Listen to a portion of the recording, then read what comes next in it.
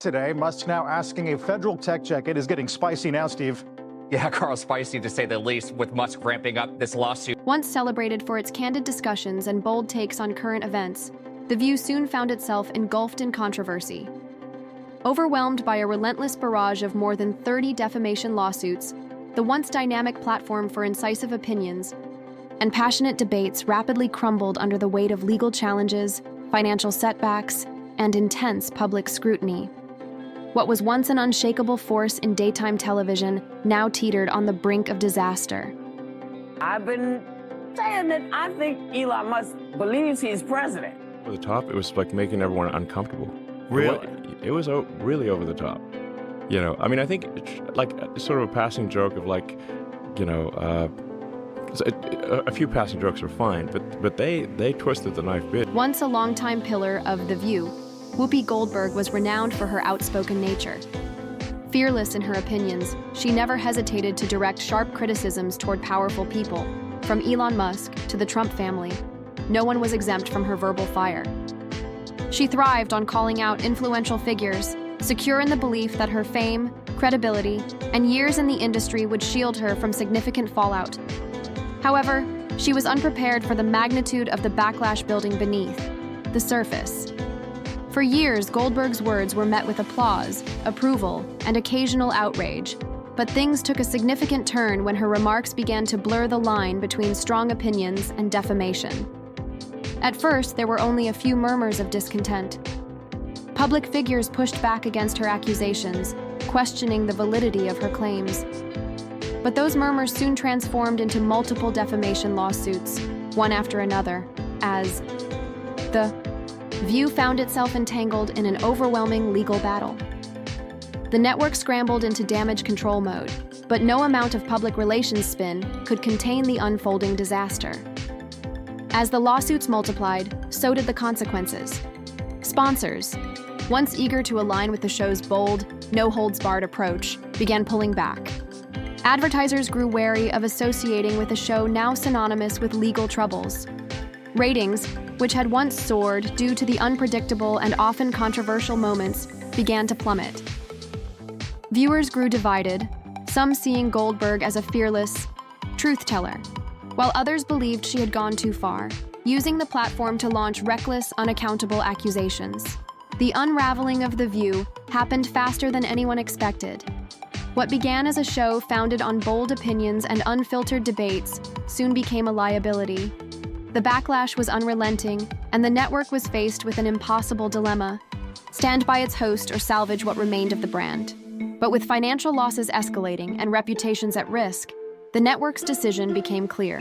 The era of The View, as it had once been known, was coming to a dramatic close. Goldberg's signature on-air persona had always been defined by her boldness in calling out the powerful without reservation, whether it was figures like Elon Musk or others. Yet, as the media storm intensified, the price of her unfiltered opinions had become too costly, and a new chapter was emerging. For 1Mao25's Whoopi Goldberg, a longtime pillar of the show, was renowned for her outspoken nature. She never hesitated to voice her unfiltered thoughts, often directing sharp criticisms toward some of the world's most influential and controversial figures, from Elon Musk to the Trump family. No one was safe from her verbal onslaught. She thrived on calling out powerful individuals, assuming that her fame, credibility, and years in the industry would shield her from any significant fallout. However, she did not anticipate the sheer scale of backlash that had been brewing beneath the surface for years. While her words were met with applause, approval, and occasional outrage, things took a drastic turn when her remarks began to cross the fine line between opinion and defamation. Initially, there were murmurs of discontent, with public figures pushing back against her accusations and questioning the validity of her claims. Soon, those murmurs transformed into lawsuits, one after another, until the show found itself entangled in a legal battle that seemed impossible to escape. The network entered damage control mode, but no amount of PR spin could contain the impending disaster. As the lawsuits piled up, so did the consequences.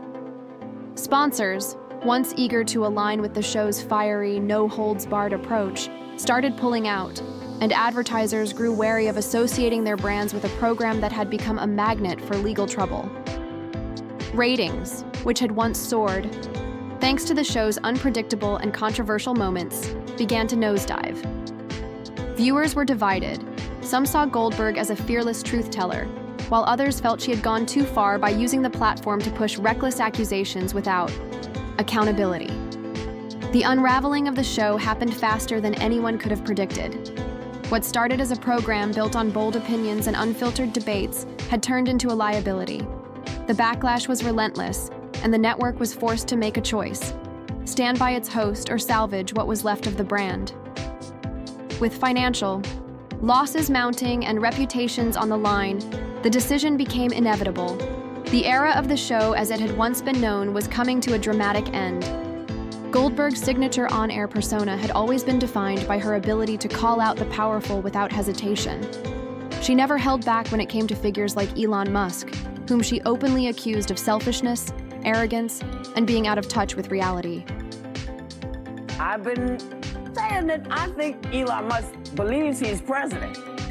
I do. Well, you could call him vice president. I've called him vice president. I called him president because I don't. In a world where legal battles could make or break a career, even the most seemingly untouchable celebrities were not immune. The Trump family quickly became one of Whoopi Goldberg's prime targets, a name she rarely mentioned without delivering a sharp jab or scathing critique. Whether it was Donald Trump himself, his children, or his close associates, she always had a pointed remark, and it was seldom complimentary. Goldberg accused them of being entangled in intricate conspiracy theories, hinting at secret backdoor deals and dubious political maneuvers that, in her view, were slowly eroding democracy from within. But her barrage of criticisms didn't end with the Trumps. In a move that left many scratching their heads, Goldberg turned her focus to an unexpected figure: Carrie Underwood. The beloved country music star, celebrated for her soaring vocals and immaculate, clean-cut image, suddenly found herself caught in Whoopi's tangled web of accusations. Goldberg claimed that Underwood was more than just a talented singer. She was allegedly involved in a covert power play within the entertainment industry, operating behind the scenes to manipulate media narratives and sway public perception. The assertion was so bizarre and out of left field that even Whoopi's most loyal supporters were left uncertain about what to believe. Then there was Joe Rogan, a name that consistently sparked debate. Although Rogan had long been a polarizing figure with millions tuning in to his wildly successful podcast, Whoopi viewed him as a dangerous force. She lambasted him for recklessly spreading misinformation under the guise of open dialogue, branding his show as both irresponsible and harmful.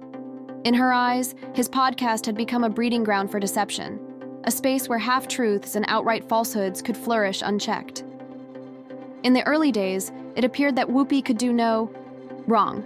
After decades of building her reputation in the entertainment industry as someone who spoke her mind at any cost, an Academy Award-winning actress, celebrated comedian, and television powerhouse, her bold opinions and incendiary rhetoric had kept her in the spotlight for years. For Whoopi, controversy wasn't something to fear. It was a tool, a weapon that maintained her relevance in an ever-changing media landscape. She likely believed that her celebrity status provided her with an invisible shield, protecting her from the kind of repercussions that might typically devastate an ordinary person. After all, a single tweet from an unknown individual could spark a backlash capable of derailing a career. But Whoopi, confident in her untouchability, sat at the helm of one of the most watched talk shows on television, backed by a network that had stood by her through even the most heated debates. With power and influence at her fingertips, she maintained an unwavering belief that she could speak her mind freely, whenever and however she wished, without facing any real consequences. But apparently, his wife has different thoughts on the reproductive rights after posting this video, plugging her The tides were shifting. The entertainment industry was evolving, and the very immunity Whoopi Goldberg had long relied on was beginning to wear thin. Her critics were no longer just shouting into the void, they were taking action. Lawsuits piled up, networks grew uneasy, and advertisers reconsidered their partnerships. The warning signs were visible, but whether Whoopi saw them or simply chose to ignore them remained unclear.